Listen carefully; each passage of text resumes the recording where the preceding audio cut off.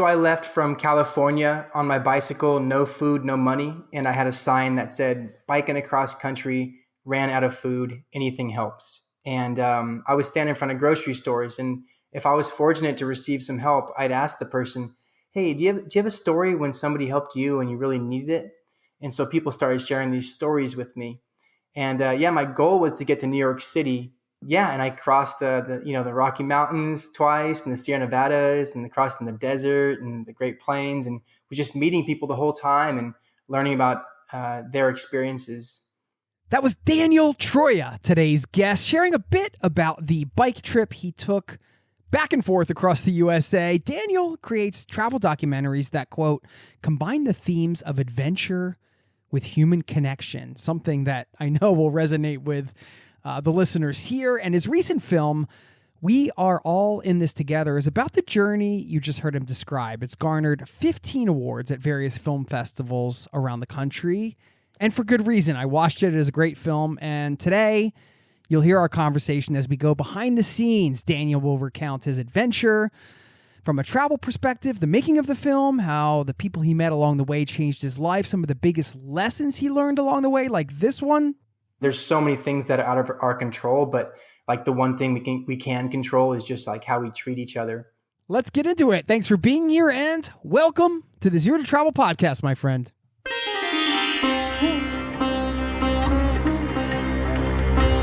You're listening to the Zero to Travel podcast, where we explore exciting travel-based work, lifestyle, and business opportunities, helping you to achieve your wildest travel dreams. And now your host, world wanderer and travel junkie, Jason Moore. Hey, it's Jason here with ZeroToTravel.com. Welcome to the show. Thanks for hanging out, letting me bring a little travel into your ears today. This is the show to help you travel the world on your terms, to fill your life with as much travel as you desire, no matter what your situation or experience. And at the time of publication, we are just one day removed from Earth Day, which marks the anniversary of the birth of the modern environmental movement in 1970. So, why not do a good old-fashioned human-powered adventure story, not just because Daniel was pedaling a bike across the USA and back.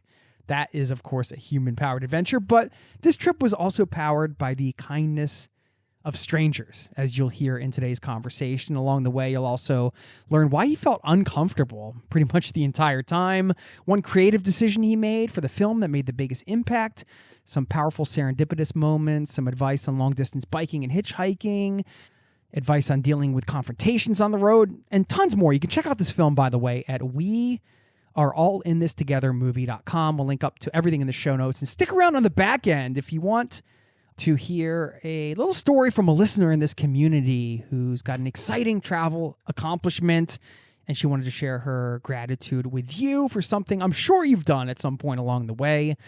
So stick around for that. Plus, I'll leave you with a quote. For now, let's get into this chat with Daniel Troia. Awesome guy. Please enjoy, and I will see you on the other side, my friend. Cheers.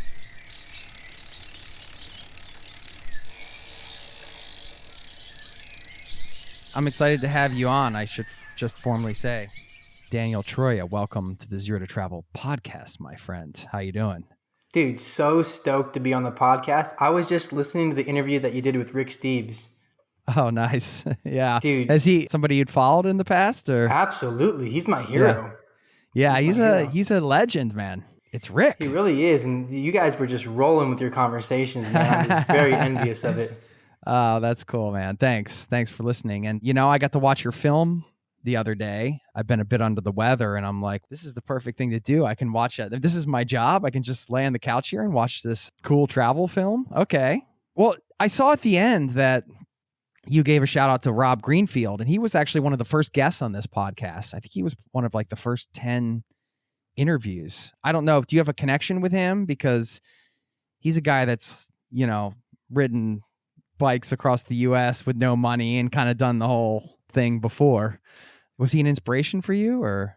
That's really funny you say that, man. I actually was living with Rob Greenfield for 7 months last year. I was producing his videos. I read Rob's book about biking across America back like 7 years ago or something, and he was dumpster diving the the whole time, and that was part of the inspiration. I saw that he was able to get so much food from the dumpsters. A couple of years ago, he was speaking in Santa Cruz, California, and I went up there with the intention of saying like, "Hey man, if you need someone to help with your videos, I'd be down." And just coincidentally, the person that was producing his videos had just put their 2 weeks in. And so then the next day I put my 2 weeks in and I moved across the country to Asheville, North Carolina, and we worked together for like 6 months. Really? Wow. Yeah. Okay. So has he been like a bit of a mentor for you in some ways? Or I know you were working with him, but yeah, I just learned so much from him because he's living a very different lifestyle, and it made me question the life that I was living. And I've just got so much inspiration from the way that he was doing his own thing and not caring about what people think. yeah, we should explain with Rob, he's a guy that's dedicated his life to, how would you summarize it in a sentence? Like kind of just being as gentle on the land as possible, which means he's been a big advocate for food waste, which you mentioned, the dumpster diving. I think traditionally, maybe not on this podcast, because I think this is something that some people are aware of. But if you're hearing that and you're thinking dumpster diving, that's what bums and homeless people do. Actually, Rob has been doing this for a long time. And we can talk about your experience doing it to just kind of show how much food gets thrown away, specifically in America, but other countries as well, even though it's perfectly good. And so he'll do all these dives and like lay out all this food and show how much is getting thrown away when there are people hungry. And it's not maybe what you're thinking if you're hearing this for the first time. Yeah, he lives off the land. He's done all these crazy challenges and travel with no money and all this stuff. Yeah, so as far as your film, We Are All in This Together, which people can check out, weareallinthistogethermovie.com. We'll link to that. Let's just talk about the chronology. Did you do this adventure before you started working with Rob or after? I'm not really sure when this went down. Yeah. It was before working with Rob. A couple of years ago, somebody gave me a book called The Kindness of Strangers, and it was about a person who hitchhiked across America in the 90s and with no food or money. And it was about all the stories he had and the people he met. And after reading that book, I felt super inspired, and I thought, man, I would love to do something like that, but I'd love to create a film somehow. And I was thinking about it, and then I came up with the idea of using camera glasses, like hidden camera glasses, to capture the interactions that I had with people. So in the moment, they didn't know I was making a documentary, and then afterwards I would tell them I was making a documentary, etc. But yeah, so I did that first, and then last year I went and worked with Rob. So it was a couple of years after I finished the film. Okay, yeah. The glasses were key, man. I was going to bring that up as one of the critical things. That was a great idea because you have to think about the psychology of some of these formats, right? Like I love podcasting because it feel like, all right, we're recording, but it's just you and me. We're talking. We're on an internet call, but I feel like you can get past the sort of. Yeah, you can get into a deeper conversation, but with video and all that, when the camera's in somebody's face, it adds a whole different dynamic. And if you're not somebody who's a seasoned veteran in front of the camera and you're getting in front of a camera all of a sudden, you can't help but, stiffen up, and it's hard. It takes time to be yourself and get used to that. And with the glasses, people didn't know. That's what I liked about the film, because it was kind of raw in that way. Like it was raw travel in that way. It wasn't polished. It wasn't like the TV hosts kind of presenting the thing and everybody knew they were on camera and it's a, sort of a set and all. It was genuine interactions, which was really cool, man. Thank you. I appreciate you saying that. And that was the goal. Yeah. Because I figured if they knew that they were being filmed, they're going to act way different, obviously. And so I was just trying to capture, that was the key word, raw, genuine interactions. Yeah. So at what point did you tell them after talking? Yeah. So after they would share their story, I'd say, hey, I'm actually making a documentary, and I'd like to know if I can use this footage. And they would either say on camera, like, my name is Joe Smith and you can use this footage, or I got their emails. And then when I got back home, I sent them a waiver and they signed the waiver to be in the film. Okay. Yeah. Was anybody pissed? Like, what? You've been recording me the whole time? This is BS. No, thankfully, because I was capturing people doing like kind things and sharing like compassionate stories, that nobody was angry about it. There was a couple people who said, I prefer that you don't use the footage. And I totally understand that. And, obviously they weren't in the film, but everybody was really cool because it showed them in a positive light. It sounds like film is your sort of preferred medium in terms of how you creatively express yourself. Would that be accurate? Yeah, I'd say so, definitely. I mean, but first of all, man, just like you, I just feel like I'm a traveler, man, and that's just at heart. And just the filmmaking, that's just kind of like, I just started doing it a couple of years ago. And uh, it's funny, I was at this film festival and I was fortunate to receive this award. And I got up there on stage, and the first thing that came to mind was like, I'm just some guy who like likes to travel and ride his bike, and this story just happened to come to me. But yeah, first and foremost, I'm a traveler, and as you know, it's just so many beautiful, incredible moments can happen when you step out of your comfort zone and you meet people who are different than you. You have different experiences, and it's just you experience so much personal growth, and you feel inspired, and it's just you have a better understanding of humanity in general. So traveling is just the best thing ever. Yeah. Was it overwhelming sometimes to have to document it? I mean, the challenge itself, you were riding your bike, and we can lay it out, but I mean, you were riding your bike across the US and you left with no money, right? Like just give people the overview of like the intention of the trip, and then we can go further from there. Yeah. So I left from California on my bicycle, no food, no money. And I had a sign that said, biking across country, ran out of food, anything helps. And I was standing in front of grocery stores. And if I was fortunate to receive some help, I'd ask the person, hey, do you have a story when somebody helped you and you really needed it? And so people started sharing these stories with me. And yeah, my goal was to get to New York City. And yeah, and I crossed the Rocky Mountains twice, and the Sierra Nevadas, and crossing the desert and the Great Plains, and was just meeting people the whole time and learning about their experiences. Yeah, it was cool because when you see the film, I mean, you had some great shots, just you on the bike. Like I said, it's pretty raw, right? It's not super polished. I don't mean that in like a negative way. I mean it in a good way. I mean, this is travel. So yeah, I felt really in the trip a bit, much more than I would in like a really polished like travel TV show, because you're on the bike and you're battling the wind. You can hear the wind. You have these personal confessionals, let's say, because you're out on the bike and you're on the loneliest road of the world, like this 300-mile stretch or whatever, and talking about how hard it is. And it's not like an acting job. You can see you're really struggling and you're running out of water and all this stuff. And then seeing the interactions, it brought me back to my travels, because you were wearing the glasses and they were genuine, and you could see how people would open up. From a travel perspective, was it difficult to balance the experience with the documenting of the experience?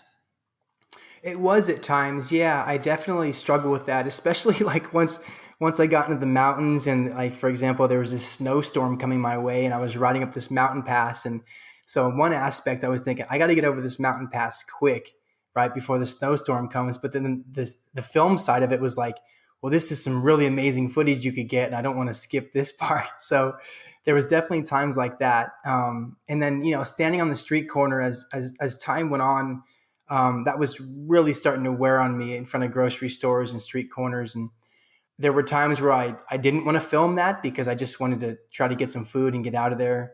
The lifestyle was really starting to wear on me at that point, So yeah, what that means in practical terms, like the mountain pass example, you're wanting to get a shot where you have to maybe ride up to the top of the pass first, set a camera up so you can actually get yourself riding to the pass, and then going backwards and going up and just kind of spending time setting up shots like that. Yeah, definitely. I'd say that's a good way of describing it. And also, you know how it is when you're traveling, sometimes when you break out a camera, it just kind of interrupts the flow of your experience, if that makes sense. And so the good thing was with the GoPro, at least, it's like you could just have it on your chest and then you just ride, and then like you don't have to worry about anything else. But like the drone, like having to stop the bike and like get a drone shot sometimes would just interrupt that feeling of like excitement. Yeah. How were you steering a drone when you were riding a bike like that? Yes. So what I did was I would program the drone to fly a specific route, and then I would hit record, and then I would just ride into the shot, right? And I put the remote like on my front rack, so it was hidden in between my bags, so you couldn't see it, and it looked like somebody was filming for me that way. Yeah. Okay. Very creative, man. Had you ever stood outside of somewhere like that with a sign and put yourself in that position before that first moment when you had to go out and do it? That's a really great question, man. And like 4 years earlier, I was biking from Portland, Oregon, back down to California, and I ran out of food and money, right? And so I made that exact same sign. And that day, there was a man who was living on the streets, and he he bought me a sandwich with his food stamps, right? And I remember that moment was like very impactful for me. And I thought, man, I would have loved to be able to capture this moment and share it with people. And I think I wrote about it on Facebook or something. But then that was definitely part of the inspiration behind it. But other than that one day, I didn't do it any more than that. Yeah. So that was like a circumstantial thing, but this is your like you said, this was more of, you were going into the lifestyle of this because you weren't leaving with any money. So this was like full commitment. I'm going to have to totally rely on people I meet. You mentioned later on, but I'm sure there were times throughout where you were feeling, you said shame and embarrassment and things like that. This part's important to talk about, I think, because, you see there are a lot of articles, like we've talked about it in the newsletter and on the podcast. There's like, I don't know if you ever heard the term bag packing, where there's backpackers out there that are like asking for money. And some people feel very strongly about these things. And, you were straight up in the beginning, which I thought was really important. And you said right in the beginning of the film, quote, "It is important to recognize that my skin color gave me advantages while on the road. And I also had support back home that others don't." I understand the spirit of your project because you were trying to demonstrate the kindness of strangers and show it in an authentic way. So this line of questioning isn't like meant to attack. This is, I totally agree with what you've done. And I think it's a really cool piece of art that you made. And I think it's impactful, but I'm sure, you've heard the other side of that where people are like, well, how does, you've got, how do you feel if you're, you have money in the bank at home? I'm assuming you have some, and like a homeless person's giving you like the last $3 they just got or whatever. Was that a struggle for you? Absolutely. I'm so glad you brought that up, Jason, because I always love sharing this story. The first person that was living on the streets that shared their money with me, initially I declined it because I felt guilty. And then he told me, by you not accepting this money, you're denying me the opportunity to do good. He's like, because I gained something out of giving you something. Right. And so from that moment on, whenever anybody offered me anything, even if someone was offering me something with their food stamps, I accepted it. Because again, I think a lot of times in life, sometimes it's more meaningful when we're giving somebody something compared to receiving it. So yeah, but again, yeah, like the guilt and the shame was there for sure. I was on the road for 7 months, and I never once got used to holding my sign out there. I always felt uncomfortable during the entire time. That was one of the themes that seemed to come up, and then you mentioned it later, was that it was like the people that had the least amount were the ones that were giving the most. And I think it was because they've been in that situation before, and so they're familiar with it. Again, like I understand within the context of the project, you were doing this for a purpose, right? For your own transformation, but also, and for your own experience, but also you're sharing this and showing something to others. I mean, what were some of the other themes that you kind of identified coming out of this, in terms of, like the one I mentioned is, the fact that a lot of people don't have a lot are giving the most. Was there other stuff, I guess, other things that you noticed along those lines, like sort of general themes that popped up? Absolutely, man. I mean, just those who faced the adversity, a lot of people who had faced adversity in their lives, it just seemed like they sensed my energy more, if that makes sense. I mean, there was, for example, when I was in Oregon towards the very end, and my body was feeling beat up, and mentally I was feeling beat up because just the stress of trying to find a safe place to sleep and trying to find a place to bathe and standing on the corner and all that, like, it was weighing me down. And so I was putting out a different energy at this point. And there were people walking past me on the sidewalk, and I didn't have my sign out. But one person stopped, and it was a man who was living on the streets. His name was Gary. And he said, "Are you okay, man?" And I'm like, "Yeah, I'm fine. I'm just kind of stretching out. My body's hurting a little bit." And he was the person who ended up going across the street and buying me a bag of groceries with his food stamps. And And then he gave me a hug. And I just bring up him because that's something that I learned is just, he sensed my energy because he'd been through hard times himself. And I think that's why a lot of people walked past me and didn't notice it because they weren't on the same like energy level, if that makes sense. How much more connected do you feel to what I say, America, or just to humanity after doing this? Yeah. I mean, and I never really paid attention to like energy levels, etc. Like if somebody was feeling, if I did notice that somebody was maybe not feeling well, I kind of avoided it because I was uncomfortable. But after going through this experience, I just feel like I'm way more tuned in now to when somebody is putting that energy out there. And now I just make more of an attempt to at least like let them know that they're seen. And because there was a lot of times when I was on the road and I just felt like people wouldn't make eye contact, and just I started to feel kind of invisible out there. And even if somebody didn't have anything to give, if they just kind of like said, "Have a nice day, man," and acknowledged me, I like meant a lot to me. And as far as the humanity aspect, I just learned, like, I think we really bond around grief. That was like one of the biggest lessons I learned. It just seems like we all, that's like a huge part of being human, is we all struggle with grief at some point of our lives. And I noticed that that was always a good place to bond. Yeah. And I guess also just the togetherness aspect, when people are here sharing these stories, it's like, oh, like whether it was the person who shared stories about drug addiction, or it was the person who shared stories about losing a loved one. Like, it's like, I think we can all relate to at least one person that showed up in the film. It's tough. You want to be a good person, and there's such a homeless problem now in the States, it's terrible. I don't know how it is on the West Coast. I haven't been for a while, but I mean, there was points where I've been certain places where it's like, every corner you drive up to, there's somebody standing there with a sign. And then you can understand it's just human nature that people start to become oblivious, or they're not doing what you said, which is connecting or making eye contact or just being friendly about it, even if they're not going to give money.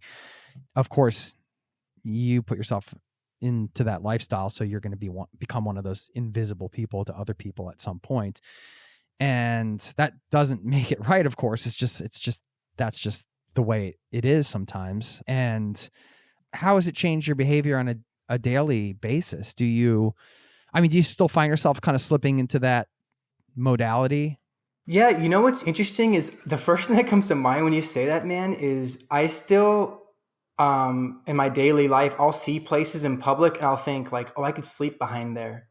And that's kind of interesting, like strange, but like, cause that was such a huge part of the lifestyle, was trying to find like safe places to sleep in public. Yeah, that stands out to me. I mean, again, I think just my interactions with people, I just feel like I'm a little more present now, if that makes sense. Again, because I was very fortunate before going on this trip. I've had friends and family throughout my life, and while I was on the road, my beard started growing longer. I started getting harassed more, and people were yelling things, throwing things. And that was starting to really affect me. So when somebody would stop and speak to me, or again, just like acknowledge me, it really helped me. And I mean, in regards to the homeless situation, at least in the States, which is so bad right now, I don't always have money I don't always give money or food to them. But again, for me, like, I think that like just treating people with respect that's helpful, at least. I mean, there's so many things that are out of our control, but like the one thing we can control is just like how we treat each other. Well, that's one of the beautiful things about this mode of travel, right? Bicycling. You are on the streets. You're going to interact with, it's inevitable. You can't avoid the interactions, whether they're awkward or scary or, kind, whatever. You're going to get kind of a bit of everything. That's what travel is, right? We put ourselves out there. From a biking across the United States perspective, just a travel perspective, like maybe there are people listening. It's like, that sounds really cool. Maybe they want to do it with money. Maybe they don't want to go so extreme. But what would be your advice for somebody that wants to do a full cross-country trip, or even like a longer distance trip in the States? Let's say they maybe want to do a mix of hotels and finding places to sleep or things like that. I just wanted to hear your best advice from a travel perspective. Yeah. The first thing that comes to mind is slow down. Give yourself plenty of time to where if you want to stop in a town for 3 hours and talk to some local old men at a park that are sitting on a bench, like do it. I find it myself at times, there was like an ego sometimes I would feel with bike. I think within the bike touring community, it's like, it always gets brought up, like, how many miles are you doing a day? Which in reality, it doesn't matter how many miles you're doing a day, you know, like if anything, the less miles, the more you get to experience as far as talking to people, etc.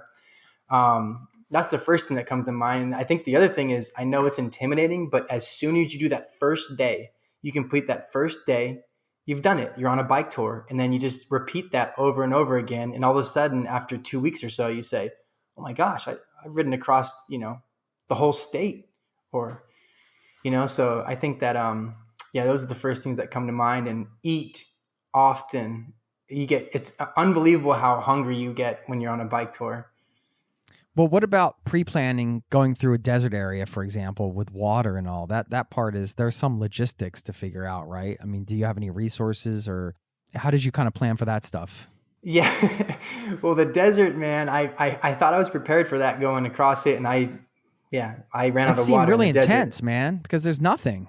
You're out there, you know, you can die. Yeah.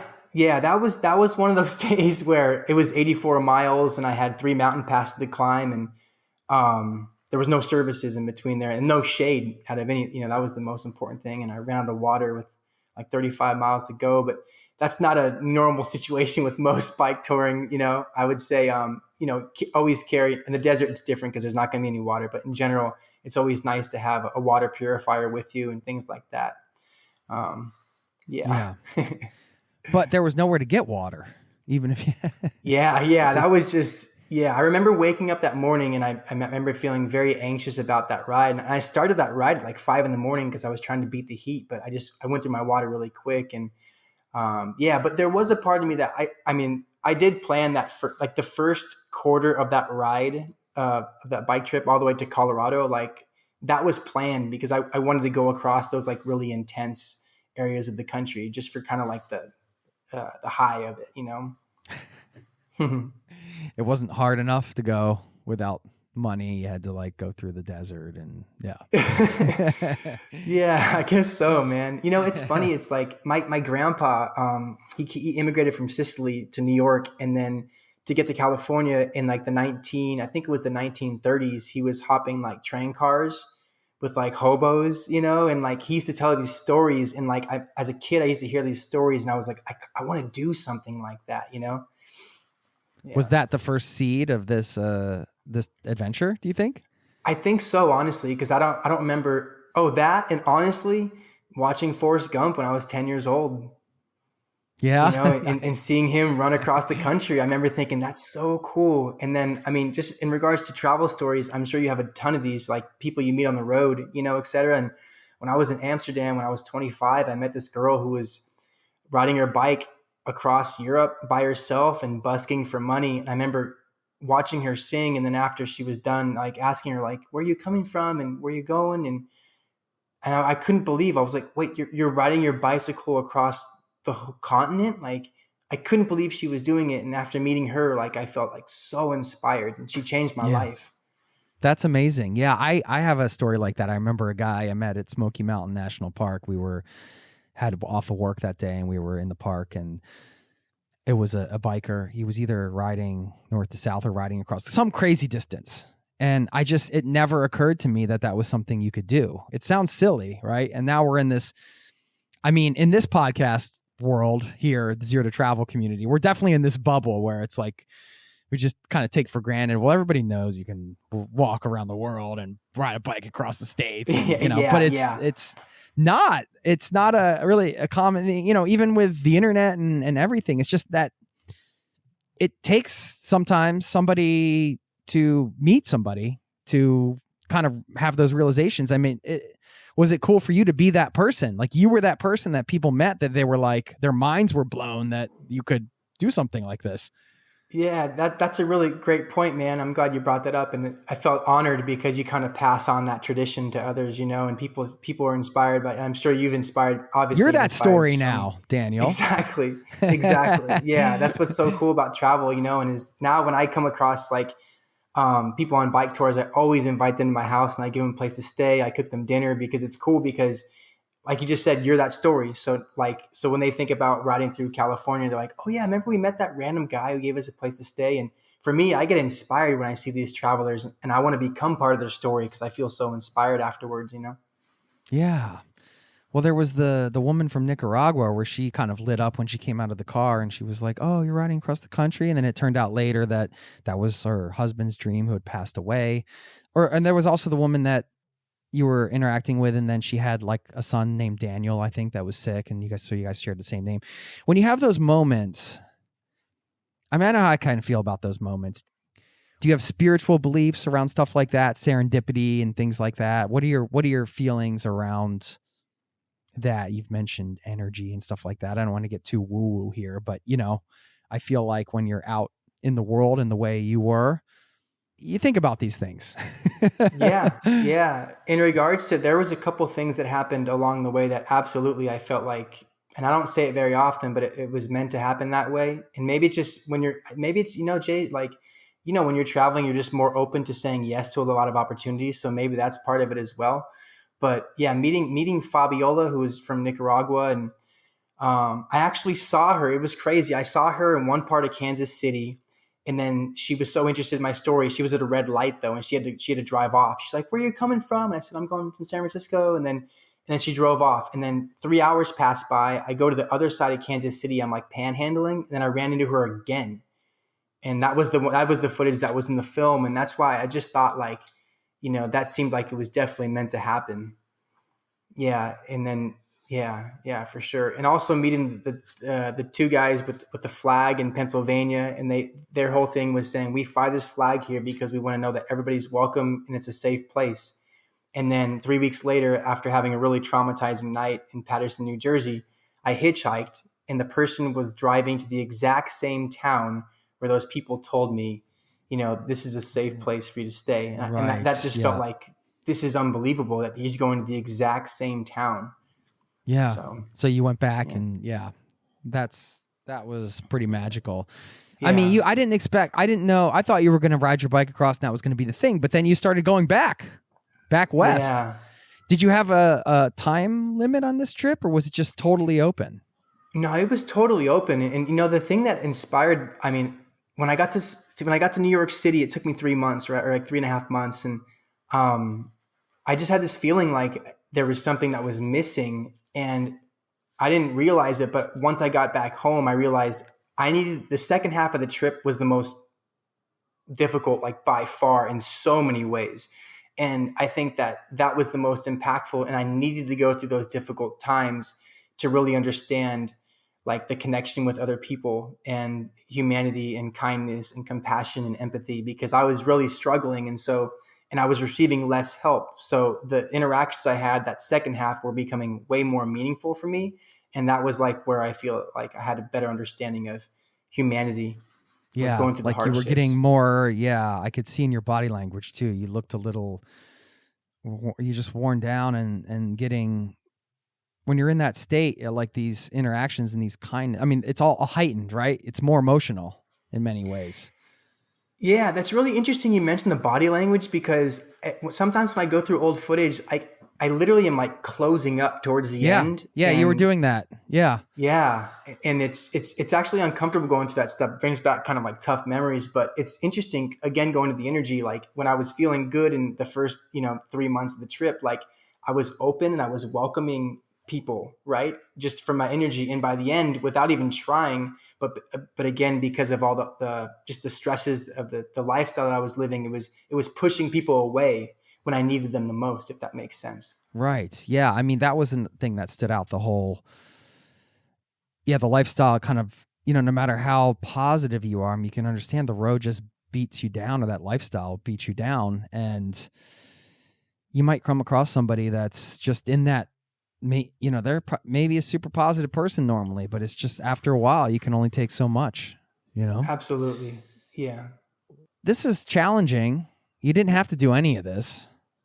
Why did you feel like you needed to do this personally? Yeah, I really appreciate you asking that question. I mean, like in 2015, I really started to feel the tension in the country, and it like really bothers me. Like, I really don't like the fact that there's so much division in the country. And around that same time, my dad, he died, and he was so both at that point, both my parents were, had passed away. And so I was just really questioning, like, what am I doing, like, with my life, et cetera. And in a way, it kind of created a recklessness in me, but in a really good way. I remember thinking, like, I just want to go do something, because who knows how long I'll be around for. And I was feeling angry about the division in the country. And then I was and then I decided, like, well, maybe I can try to turn that anger into something positive, because the anger wasn't doing anything beneficial, And so that's really what inspired the film, was just, I don't like the fact that we're so divided. Yeah. You lost both of your parents in a short period of time? Yeah. So my mother, she passed away 8 years earlier, and then my dad passed away. And then there was that, so he was my best friend, and once he passed, that really just set off this recklessness. And that's why, again, the desert, I don't think I would have done any of that if he wouldn't have passed away, because it just felt like I want to, again, just go do something and just try to process everything. And that just felt like the right thing to do. And I guess more than anything, it felt like, what am I making out of my life at this time? Because when people that you love pass away, it gives you this whole different perspective about how short life is and what you're doing and what the point of, your life is, et cetera. And so it was a blessing in disguise, for sure. Tough though. Do you have any siblings? Got 2 siblings. Yeah. I'm so grateful for them. But when I was on the road, I wasn't really sharing stories with them on the road, because I didn't want them to get concerned about me. Right. Yeah. And are you based in California or? Mm-hmm. Yeah. But I similar to what you've been, I bounce around and travel. Most summers I'm on the road, like doing different things, traveling, et cetera, Yeah.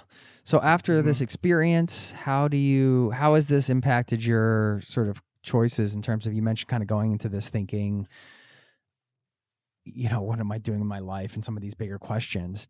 I imagine obviously you're still carrying a lot of these lessons with you today. Has it changed a lot of the decisions you make or the way you make decisions? Yeah, I think the first thing that comes to mind, man, is just like, I realize that every day, like, we have this opportunity to show up for someone, and it's so incredible. And we may not think it means much at the time, but it can literally change somebody's life. And again, it's not just about like giving food or money, but again, just showing up, like being present with somebody, can really make a difference. And so that's the first thing. I think it's so cool, because so many things in the world are just like out of our control right now. And the world is crazy right now, with things are changing so fast.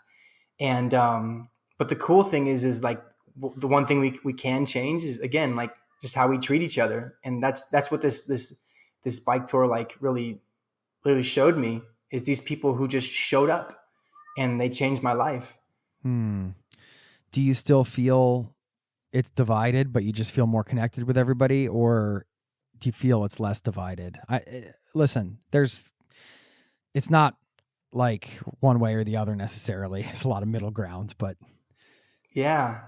I think that we have created a society through social media and not talking to each other in person, which has created division. And I think that if and when we talk to each other, we're not that different at all. I mean, I would say almost half the people I met had different political opinions than me during this experience. And again, we were talking in person about these things. And I was a bartender for a lot of years, right? And I remember 10 years ago when I was bartending, people would talk at the bar, right? And they have disagreements, but it was cordial, and it was because they were in person. But the fact that we're not communicating in person, I think that's a huge part of the reason why we're feeling all this division. So, yeah. The film is a blend of, obviously it's the whole experience we described, but then you also do some narrating over top to tie things together and things like that. Was it hard to figure out what not to talk about? I mean, there's so many things you could talk about with this adventure, and just around issues and division and all the things you have a lot of choices to make, right? How did you sort that out? Yeah, no, absolutely. It was difficult. I felt really uncomfortable about inserting myself into this story. I mean, I made numerous versions of this film. I mean, for example, I mean, this is something that was kind of crazy that happened, but in the first week when I started filming this movie is when I got to San Francisco, I injured my leg and I had to get a knee surgery. And so the first 10 minutes of this film was filmed in a different year. And so I spent a year rehabbing my knee. And originally in the first cut of the film, it showed me like rehabbing my knee and trying to get back on the road again. And then when I finished that version of the film, I just felt like that was taking away people's attention away from the main message of the movie. So I decided to cut it. But that's kind of an example of just, it was really difficult to think about, like, what am I going to talk about? Because there's so many different aspects. And also, like, I had so much footage from the lifestyle I was living, all the weird places I was sleeping in, and just like that aspect, places I was bathing. But then I felt like, again, that was focused too much on me. So it was kind of hard to find a balance between it. You're not necessarily the guy that's loving being in front of the camera, but that's just part of how you had to do this, right? I mean, it's... Yeah, absolutely. I mean, for example, towards the end of the film, like I cry on camera, and the first two versions of the film, I didn't put that in there because I was so uncomfortable about that. But for example, that was one scene I knew, like, this has to be in the movie because it's like, it's showing like how impactful this interaction was for me and how much I needed it.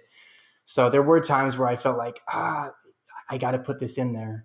Yeah. Did you find like the more you worked with it, the more you were able to kind of disconnect from yourself and see yourself as a character in a movie as opposed to it being you? Yeah. I finished the film 2 weeks before the country shut down for COVID, and then I just sat on the film for like a year and a half because all the film festivals were closed, etc. And so I didn't do anything with it for that long. And then after maybe like 8 months of not doing anything with it, I decided to go through it again with fresh eyes. And that totally helped me because, if anything, I think I started editing the movie too early and I hadn't even processed like and understood what that experience was even about, if that makes sense. I mean, that's a metaphor for travel too, right? I mean, that's kind of the way it is with these trips. Sometimes you need space to process. Like you can journal like crazy afterwards, but sometimes the biggest revelations come a year or two or 10 later. Exactly, or 10. Yeah. And then, as you know, I'm sure you have a lot of these kind of experiences where something that didn't feel as meaningful maybe in the moment, now you look back and you're like, oh my God, that was so special when that happened. Yeah, or that one person said that one thing that really made me think and reconsider this decision, which totally changed my life, Exactly. Yeah. And again, but that's what's so beautiful. Yeah, you can't give that to somebody, or you can't receive it if we're sitting, like you said, at the bar looking at your cell phones instead of talking to each other. Absolutely. So the first day you injured your knee? Bike it was riding, the first week. It was unbelievable. And I'll tell you this though, man, when I left for that, I had a bad feeling. The day out. And it's not usually like that when I travel, but I think, well, yeah, I'm not sure if I just kind of intuition was kicking in or what, but I remember I got to San Francisco and my knee was just killing me. And, I just felt so embarrassed too. I was like, I can't believe this. But the interesting thing is I think that's why, again, like once my knee, I rehabbed, why I really wanted to push it, because I felt like this could be taken away from me at any time. And so now that I'm healthy, like definitely like use your body while you can. Yeah, totally, man. I mean, kudos to you for just like having the fortitude to continue on and, the perseverance, I should say, to get injured in the first week and then spend a year rehabbing and then come back to the same project and still do it. That's commitment, man. Well, that kind of says how committed you were to doing this for yourself and sharing it, right? Like that says it all. Thank you for saying that. It was the one time in my life, if it makes sense, where like once the idea came, it made more sense to me than anything else in my entire life. Like I've never had that with anything else, but it just made like, yeah. And even when I was on the road, I remember even when things weren't going well, just saying like, this is going to work out, Yeah. And now it looks like you got some awards for this film. How's that been? Yeah. I Talk about so those. Grateful. What's it been like showing it and then This is like the bragging part. I'm giving you permission to just brag here a little bit, Thank you, I know man. you're not that kind of Yeah. guy, but embrace it, Yeah. man. Well, the really cool thing is I just feel like obviously the theme of the film is togetherness, right? And it's so cool because this project it's a collaboration with all these people that I met. We all work together to create this story, right? And they unknowingly were creating this story. And so anytime that the film would get like recognized at a film festival, it's like all these people that I met on the road, like they are a part of that. And it's so special. Like we're sharing it together, and yeah. And what I love about the film festivals, man, is like, there's a Q&A afterwards. And then after that, like, there's always people who come up to me and they say, they share a personal story with me, based on, again, one of the people that showed up in the film. And so it's been super special to like be able to receive these, like, have these like very vulnerable conversations with these like strangers. And then afterwards, I feel like we have a connection there,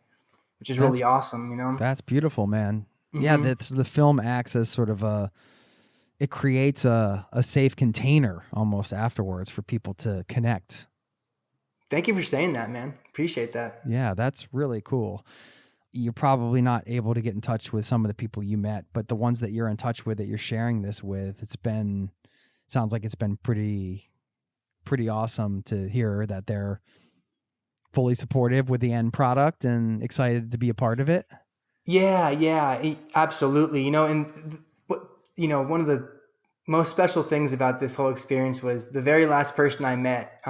That's in the film, excuse me. Like I woke up, and again, this is one of those situations where I woke up in the morning in Arcata in the redwoods, and I had a really good feeling. I remember saying out loud, "Something special is going to happen today." And I don't do that, like I don't normally do that, but I had a feeling, and I met a person who was living on the streets named Tom, and he shared his cartoon with me. It was about love, compassion, kindness, and he gave me like $4 or $5 to get a sandwich. And again, he was living on the streets. And since then, Tom and I, every Sunday, we talk on the phone, and it's so special. And I just feel like so grateful to have made that connection with this person, and also just to keep him updated, and people love him. I mean, he's the closest thing to like a real life angel I've ever met.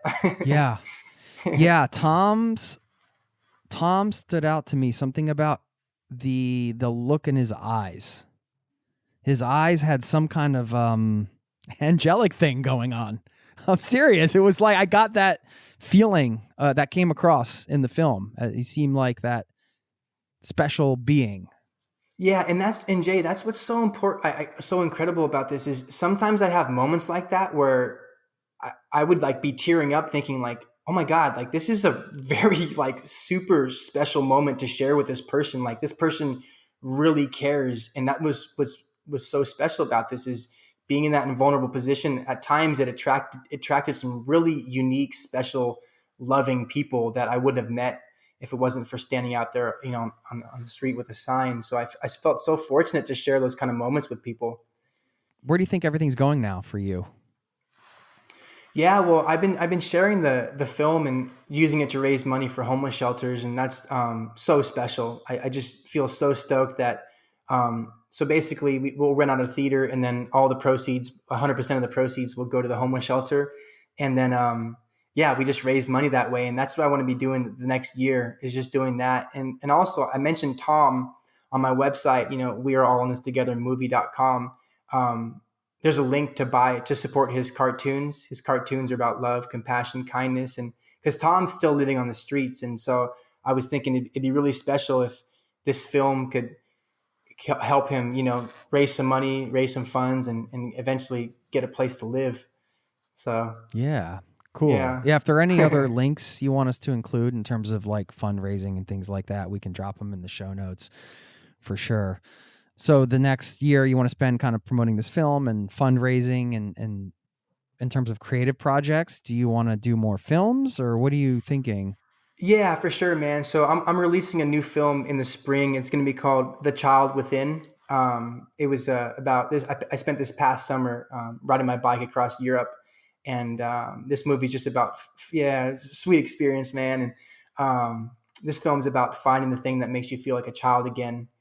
And that's what I'm going to be putting out in the spring. And then I'm thinking about next year, I want to do a film about gratitude and go across either Central America or South America. And it'd be kind of a similar theme with we're all in this together.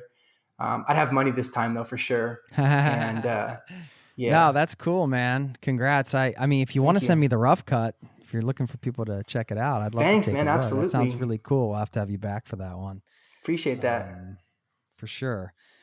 Any other tips with, finding places to stay? And, we talked about the dumpster diving thing. And, for budget travelers, even if you have a budget, these are, although they might sound crazy to some people listening, you might be surprised that you listen to some more interviews and a year later you're in the Zero to Travel bubble and you're like, oh, maybe this isn't so abnormal after all. Maybe these are I know plenty of normal people, I'll say, I'm using air quotes here, who have, fed themselves from dumpsters on bike trips and things like that. And it's not strange, although some people listening right now might think that's strange. But yeah, so I thought, you've done a lot of this. You want to share some tips on finding stealth camping spots and also dumpster diving and things like that? Definitely. So as far as if you're trying to find a safe place to sleep, and not just with bike touring, let's say you're driving across the country or whatever, baseball field dugouts, they're always a great spot. Yeah, I noticed you were the baseball field guy. I was like, that's a good idea. Yeah, definitely, because you have the dugout to keep you dry from the rain. Right. And then you don't need a rain cover. You just set up a tent in there. Yeah. Yep. And you can hide out there, and there's always a water source there. They have a hose to water the field. So, and they're usually in a quiet area, the back of a high school or something. So it's quiet, away from stuff. And that's the first thing that comes to mind, and the dumpster diving, I'm just call it out. Kroger and Aldi, they throw away so much food. It doesn't matter what country I'm in. If I see an Aldi, I know, I'm going to go dumpster diving. Every time I find so much food that's thrown away.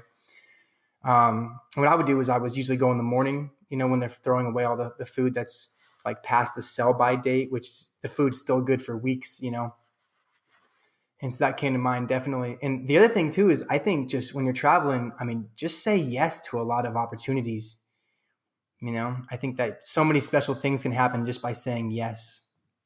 What about advice for dealing with confrontations? I'm sure there's been have you ever, run into the store employee and they're like, get out of my dumpster, or, the cops coming to the dugout, or all these, I'm sure things happen. Talk about some of the things that have happened and what your kind of approach is to dealing with confrontation. Yeah, when it comes to the dumpster diving, there were times when someone would come out. And for me, I think just being respectful and saying, okay, I'll leave, and not trying to, even though I don't believe, I think it's totally crazy that we're getting in trouble for dumpster diving.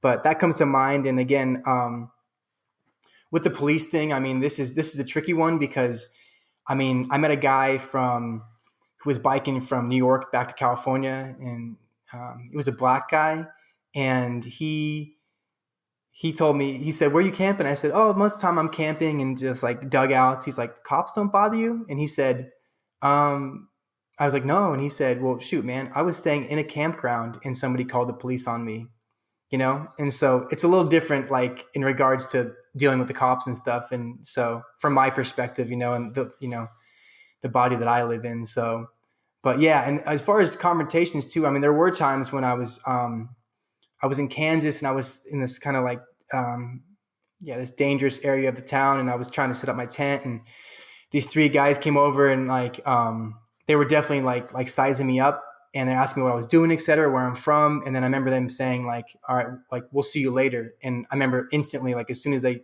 said that, they turned their backs, I just got out of there, it's just because that was just bad news. That does happen occasionally. You'll come in, and for me, I'm trying to avoid all the violence I can and just get out, Why would they think you would stick around if they're like, we'll see you later? I know. Yeah, sure. Yeah, I'll just settle in and,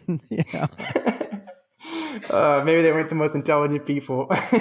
You had the one lady in, I think it was East St. Louis, familiar with the neighborhood, where she was like, you shouldn't be riding here. This is very dangerous. And you were like, no, I'm okay. Why did you include that conversation in the film? I thought it was important. I mean, it just kind of showed how dangerous that neighborhood was. I mean, I knew before going into that neighborhood, I mean, I knew it had the highest crime rate in the country for the last couple of years, but I thought it's important to ride through just and see all aspects of the country. And once I was just planning on getting through there quick. And once after speaking with her, she kind of freaked me out even more. But the interesting thing was at the end, because I was afraid I didn't want to have my camera out after that and just riding through like these neighborhoods and like filming stuff. And first of all, I felt like could have been like, there's these like YouTubers who go online and they go like to like impoverished neighborhoods and they make money off of showing people who are like in despair. And I really don't like that, it's kind of a side note, but I didn't want to be one of those people just filming other people's, like that's real life for them. But when I was coming out of East St. Louis, this is one thing I really wish I could have captured, but a man flagged me down and his clothes were in tatters. His name was Harold. He was 24 years old. He just got out of prison. He spent 6 years in prison, and growing up in East St. Louis, like went through some super like traumatizing things. And within like 3 minutes, man, he was just telling me his whole life story, and he lifted up his shirt and, he had this scar from like his chest all the way down to below his stomach from when somebody just like carved him open in prison, and he was so traumatized. And I'll never forget this he was only 24, and him saying, he said, I don't know how much longer I'm gonna be around for.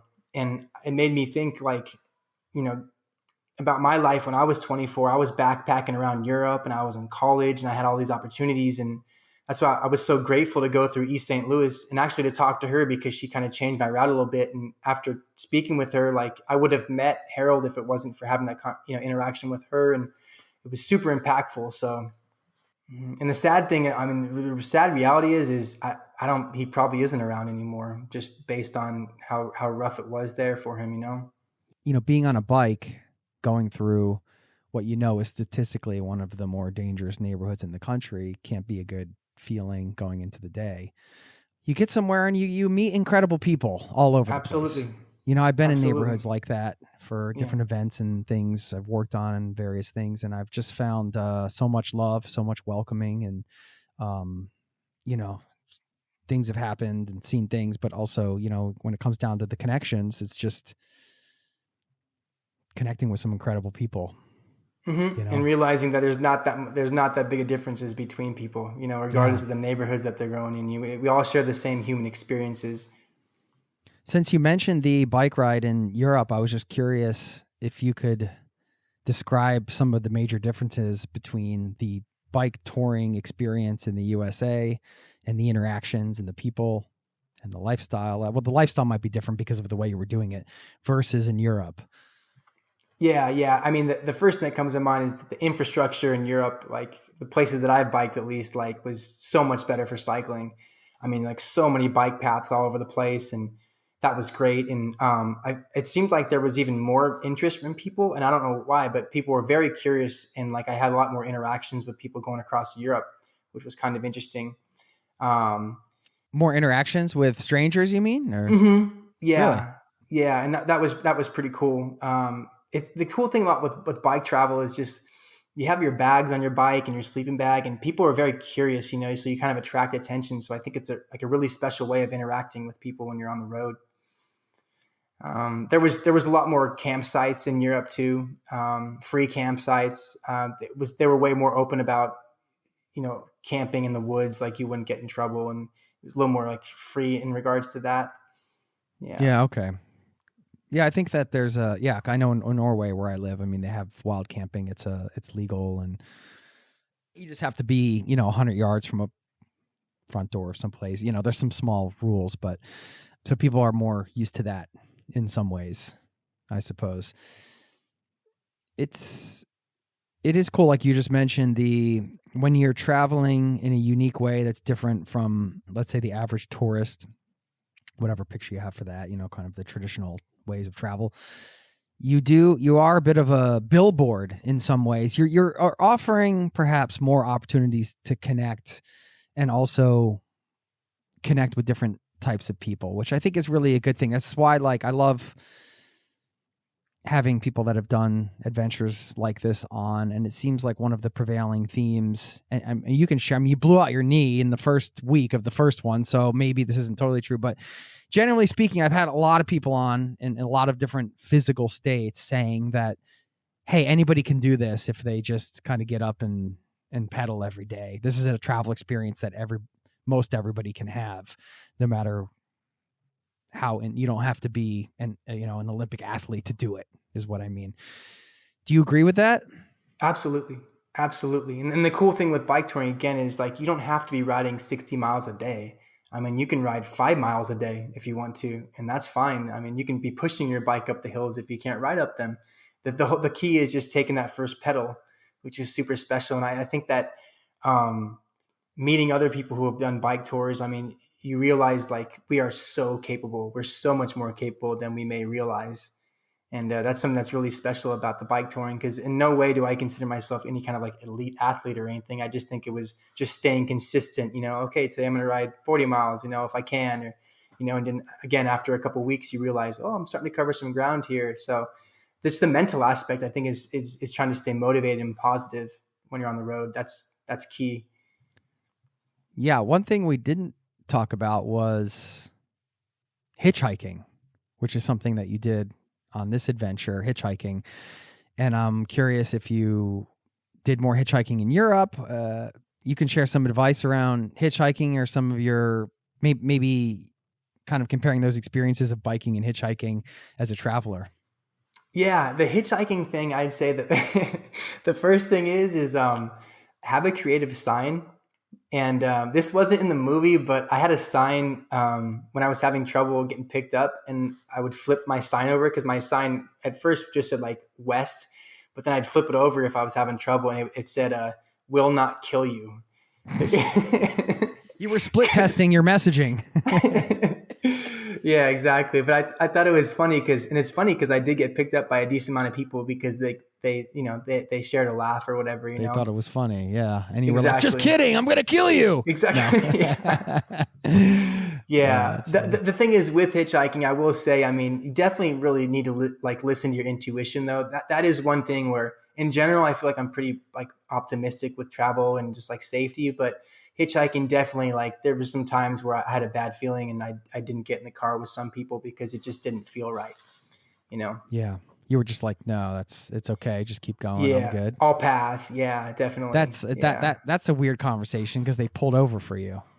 Yeah. The good thing is when I would find out where they were going, I would just say, oh, I'm trying to get farther than that, Okay. So I would just make an excuse like that. Oh yeah. Okay. Yeah. So that's kind of that's a practical tip, right? Like ask where they're going first, and then you can exactly you can make up something else to kind of gracefully dip out. Yeah. Did that happen a lot? Did you feel like, did you have to decline a lot of rides? I mean, there was 3 that stood out to me that really? For sure That's quite a lot. Yeah. It was definitely, especially because I wasn't doing it for that many times. I mean, it was one person who tried to sexually seduce me, and if anything, I just felt kind of bad for him. He was in a small town in kind of like the Midwest. It seems like he wasn't comfortable with his sexuality, and which made me sad, and it just seemed kind of desperate, like he was just looking for some physical affection, But still, I declined that one, and then there was another person. This one was all bad. I mean, he was talking about how it was at a truck stop and we were having conversations, et cetera. And he was talking about how his ex-wife was trying to send him to prison and how he wanted to kill her.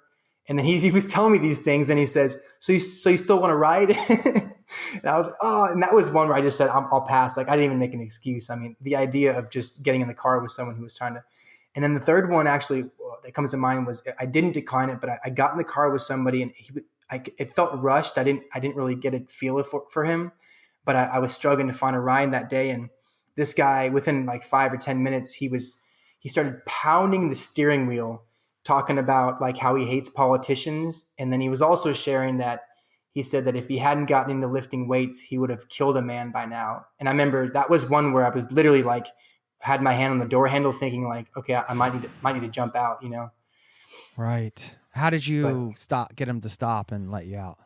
Well, the interesting thing was he ended up taking me like 45 miles, and it was really interesting. He was one of those people where you could see he had a lot of pain in his heart, but he really wanted to do a kind thing. So it was interesting. Like when he said, like he wished me luck and he gave me like a real hug. It wasn't just like, like, hey, thank you. It was like, he like embraced me, and it just seemed like he was in a ton of pain. And yeah. Right. Yeah. Yeah. That's where a lot of that, where anger comes from a lot, it's, yeah, but it's, it can be dangerous. You can look at these, I mean, that's why I like talking about this stuff. 'Cause it's like, you can look at these on the surface and say, well, what an adventure. And there's the film that came out of it and all this stuff. But I mean, you are dealing with, if you go on a trip like this, you might deal with some situations and some people that I've been very lucky in my hitchhiking experience, although it's been fairly limited, but I've been unlucky too, picking up a hitchhiker once and getting sort of scammed and having him drive him across and feeling, it's not a good feeling when there's nowhere to go. You're in the car and you're kind of in the situation. Nobody knows. I talked to one guest who did like a cheeky thing, would just kind of be like, oh, I have to take a picture of your license plate because my mom makes me do this, and she makes me send this to everybody before I get in the car. She was a single female. I thought that was a pretty good tactic because she would kind of make light of it, but then she would actually do it and send it to somebody, and so they knew that somebody knew who she was with, and it just created like another level of safety.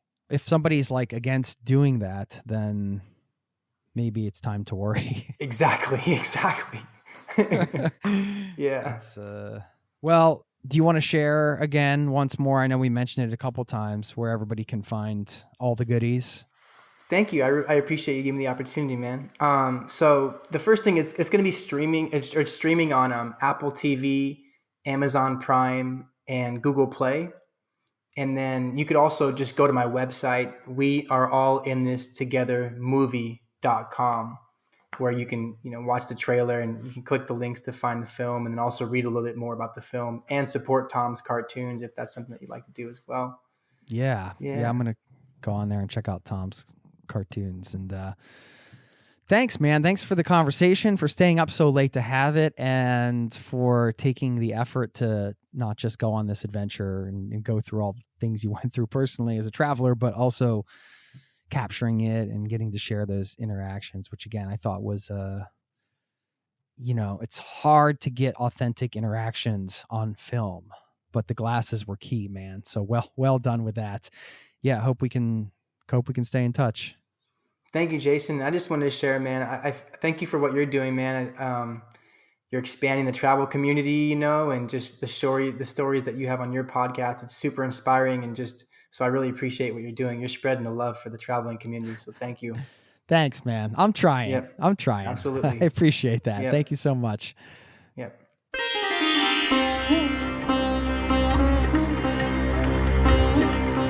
There you have it. Once again, thanks and congrats to Daniel for this accomplishment. And I love that, going back to the beginning, this idea of him combining adventure and connection.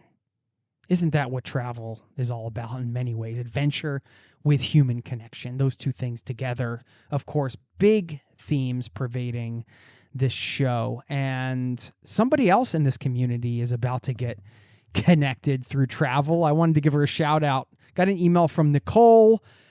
I was excited by this headline. First solo trip. Yes. She says, hey, Jason, I'm Nicole from Louisville, Kentucky. That's right, Louisville, not Louisville. I know that. I love those towns where you just have to be in the know and how to pronounce them, no matter how they're spelled. Anyway, that's neither here nor there. She goes on to say, while enjoying the episodes on the podcast, made me realize what I want out of life, which is to see/experience as much of the world while I can, seeing as it could be taken away at any moment. I've also given away/donated the majority of my belongings because I would rather gain experiences than material items. It has been a long time coming, but now I am excited to write you that I'm finally taking my first solo trip out of the country. This week, I will be flying to Australia while I will board a cruise to the French Polynesian Islands. This is literally a dream come true. I'm grateful to you and all the other people who share their stories and continue to inspire people on their travel journey. Thanks for everything. You are all amazing. end of the email there. And I wanted to say that this gratitude she's expressing is for you too, my friend. This is what I wanted to bring up. I mentioned it at the top. She's expressing some gratitude to the people that have come on the show and everything like that, but also to you. Like, you are somebody that I'm sure has inspired other people by sharing your travel story, gotten somebody excited about travel, or even if it's outside of travel, sharing something about your experience that inspired somebody else and encouraged somebody else in some way. So I just wanted to give you some props. You should give yourself some props for being that person. We all have the opportunity to be that person. And this goes back maybe to one of the core themes of the show today, the kindness of strangers. We all have the ability to make that impact. And I'm going to leave you with a quote from a book called The Kindness of Strangers by Katrina Kittle. This is a quote from the book where she says, "Kindness costs nothing, but it means everything." So take that and enjoy the rest of your day. And I'll see you next time. Peace and love to you and yours. Cheers. This podcast has been brought to you by ZeroToTravel.com. Ideas and advice to make your travel dreams a reality.